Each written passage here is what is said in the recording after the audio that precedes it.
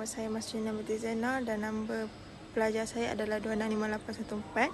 Saya akan berkongsikan mengenai pengenalan akan cerita Pulang Ini. Filem Pulang Ini adalah merupakan sebuah karya arahan daripada Kabir Bahtiar. Filem ini mengisahkan tentang seorang kelasi kapal iaitu Othman yang ingin mengubah nasib dan kehidupan keluarganya dengan mengikuti pengembaraan belayar ke merata dunia.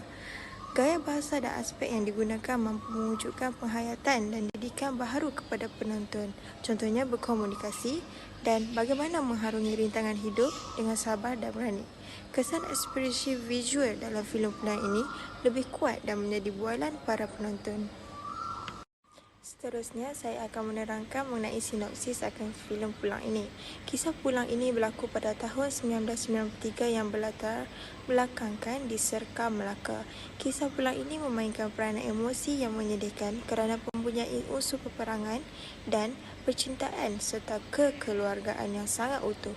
Digambarkan Othman sebagai watak utama merupakan seorang nelayan yang menjual ikan dan seorang gadis kampung bernama Cik Tung. Kisah percintaan mereka bermula dengan cinta pandangan pertama. Othman jatuh cinta kepada Cik Tung dengan pandangan pertama ketika menjual ikan di pasar. Cik Tung menjadi sebatang kara selepas kematian neneknya iaitu Cik Putih. Hal ini menyebabkan Othman mengambil langkah untuk mengahwini Cik Tung walaupun dirinya sedar bahawa dirinya tidak mempunyai harta untuk menyerah Cik Tung dan hanyalah hidup sebagai nelayan. Seterusnya, kebahagiaan mereka hanyalah sementara. Apabila menjelang pada tahun 1941, Jepun menjajah Malaya. Namun pada tahun itulah Cik Tung mengandungkan anak pertama mereka dan ketika itulah Othman kali pertama meninggalkan Cik Tung. Ketika dia sarap mengandung anak pertama mereka, tetapi tidak lama kemudian, hasil kesabaran Cik Tung, suaminya pulang dengan keadaan yang sangat menyedihkan dengan bantuan sahabatnya iaitu Lom. Apabila perang kedua tamat dan Jepun pulang ke tanah mereka, itu merupakan titik permulaan Othman serta isterinya, Cik Tung hidup bahagia bersama anak pertama mereka iaitu Omar. Othman terus menjadi nelayan seperti biasa dan membesarkan Omar bersama-sama. Omar seorang anak yang baik dan menceriakan hari kedua ibu bapanya. Kini, Othman hanya berlayar dan bekerja lebih masa dari orang lain untuk menyara keluarganya. Pada satu hari, Othman keluar mencari ikan di laut dan nasib tidak berpihak kepadanya kerana ribut melanda dan cuaca pada waktu itu sangat teruk. Itulah yang dinamakan malang tidak berbau kerana ribut itu membuatkan Othman tidak pulang ke rumah dan hal ini membimbangkan Cik Tung serta gelisah dan mahu mencari Othman di laut namun dia fobia dengan luatan yang luas. Pagi kemudian ketika Cik Tung keluar menaiki bot dengan rakannya terdampar sebuah bot milik Othman di hujung sungai. Cik Tung bersyukur kerana Othman kembali kepadanya walaupun nyawanya hampir diragut ombak laut.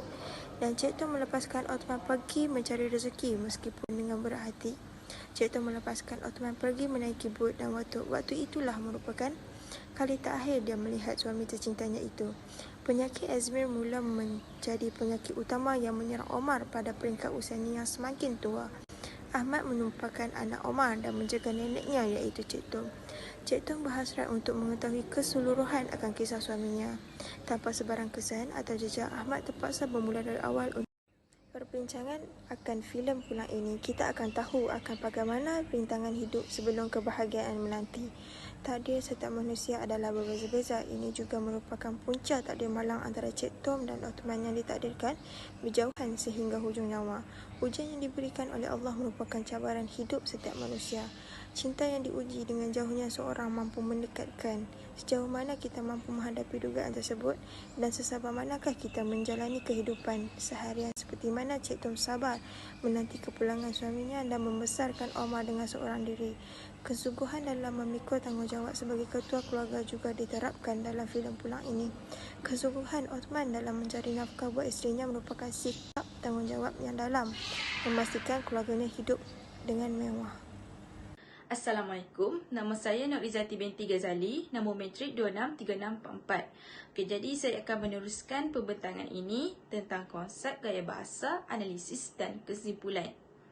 Okey, bagi konsep gaya bahasa, menurut artikel daripada Nick Abdul Kadir 2005 menyatakan bahawa gaya bahasa mempunyai kedudukan yang penting serta dianggap sebagai nadi yang menghidupkan sesebuah karya kreatif.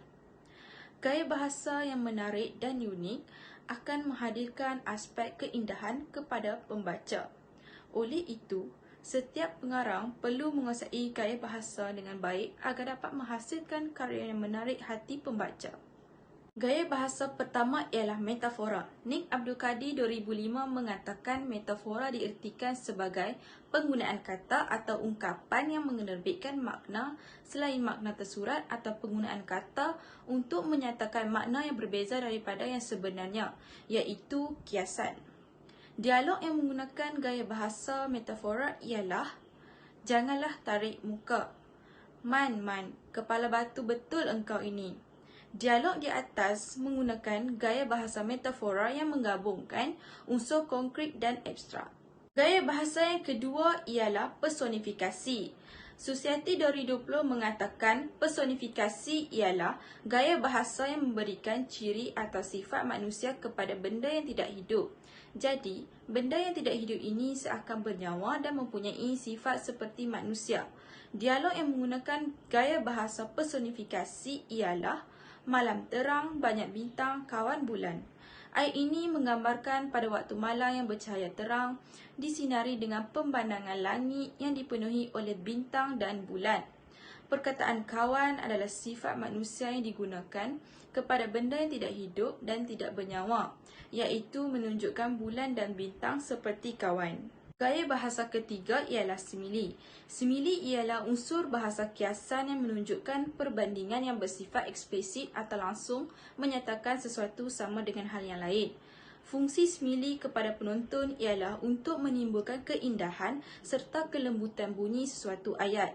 Dialog yang menggunakan gaya bahasa simili ialah: dulu aku fikir tidak berguna kapal yang tidak berlayar seperti kapal yang selamanya berkelana, tidak berpengkalan. Itulah sebenarnya yang sia-sia. Dialog tersebut menyimpang kata untuk membuat perbandingan terhadap sebuah kehidupan. Gaya bahasa yang keempat ialah ironi. Ironi dikenali sebagai gaya bahasa sindiran dan diertikan sebagai suatu unsur yang ingin mengatakan sesuatu dengan makna yang berlainan dari apa yang terkandung dalam rangkaian kata. Dialog yang menggunakan gaya bahasa ironi ialah: Man, hei rumah orang tu jangan engkau tenung lama-lama, bocor dinding nanti siapa nak jawab. Perkataan bocor dinding itu tidak bermaksud dinding rumah itu akan pecah dan berlubang. Malah perkataan itu hanya sindiran supaya jangan terlalu lama memikirkan sesuatu benda itu. Gaya bahasa yang kelima ialah asonansi. Asonansi merupakan salah satu unsur gaya bahasa dalam bentuk pengulangan vokal yang sama dalam deretan kata. Dialog yang menggunakan gaya bahasa asonansi ialah: hingga akhir hayat aku. Ayat tersebut mengeluarkan bunyi perulangan vokal yang sama, iaitu huruf A. Fungsi gaya bahasa asonansi untuk memberi kesan kepada penonton dengan membuatkan penonton menimbulkan rasa kelembutan bunyi, keindahan bunyi dan kemerduan bunyi. Gaya bahasa yang keenam ialah singkup. Singkup adalah pemendekan kata dengan menggugurkan satu atau lebih huruf atau suku kata dari tengah kata. Dialog yang menggunakan gaya bahasa singkup ialah: tapi laut tak sentiasa tenang kan? Aku tak percaya cinta pandang pertama. Cik Tom dah lama tak ke pantai. Berdasarkan ayat tersebut, perkataan yang disingkatkan adalah tak merujuk kepada tidak, manakala tapi merujuk kepada tetapi, serta dah merujuk kepada sudah. Akhir sekali, bahasa inversi.